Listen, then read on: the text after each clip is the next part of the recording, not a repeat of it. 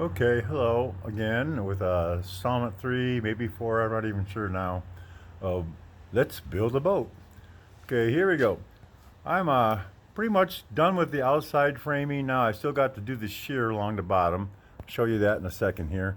But I've got the frames, the bottom battens, and the chine log, which is the separation between the sides and the bottom.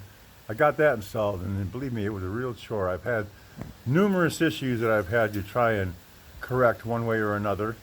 But well, let me give you a show here, see what we got. Okay, we're looking right now at the boat from the front, and this right here is a stem assembly at the front end of the boat, and two boards coming off of it there. Those are the chine logs. They separate. There where the separation where between the bottom and the sides that the plywood is going to be secured to, and they were really fun to put on. They're supposed to be one piece 16 feet long. I wasn't able to find one piece 16 feet long, and I think I would have had a hard time bending it because this bend right around in here, around each side, was really, really hard to do. I glued the front end first, and once that was secured, I tried working with the back, but I still have a lot of issues. Like there's going to be a lot of trimming on some of these side pieces because they cut in so far that I'm going to have to trim the frames so the plywood lays flat. But anyways, coming down, here's the keel, the bottom batten going across the bottom.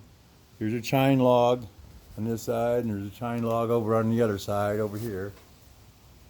And basically, everything has been secured to the boat. Here's the transom in the back. And like I think I mentioned in the previous video that I had an issue with this, where am I? Yeah, this stem keel, this stem brace right here, this goes between the keel and the transom in the back.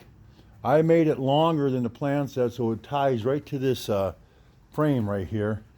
But I made the mistake of putting it all the way to the end of the keel, and there was a 3/4 inch board or 1 inch board in between the keel and the thing that it butts up against. So I basically had a gap.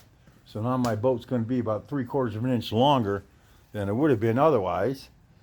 But I got all these pieces in now. I just got to do a lot of fairing. I got to trim these sides down right here so that everything is flat coming this way along every one of the frames, and maybe strengthen up these joints a little more, because I'm kind of worried about that. There's supposed to be one piece, and I joined it right here, but we'll see once I get everything. Like this one right here needs a whole lot of trimming, and right here is going to need a whole lot of fairing in, I should say. And like this one had such a big gap in it, I had to put a piece in here to help fill it in because it's just making that turn was just about impossible with the cuts that they had in the framing and stuff. So I had to change it a little bit. So hopefully pretty soon I'm going to go down the boat and take measurements along each side to hopefully everything is symmetrical. Each point is the same distance off the floor. I hate to have a crooked boat, but it is what it is. All right, well, so much for this particular stage. I'll like I said, I'll continue fairing it out.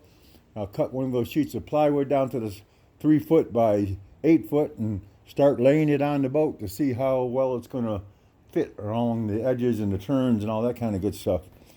So to be continued.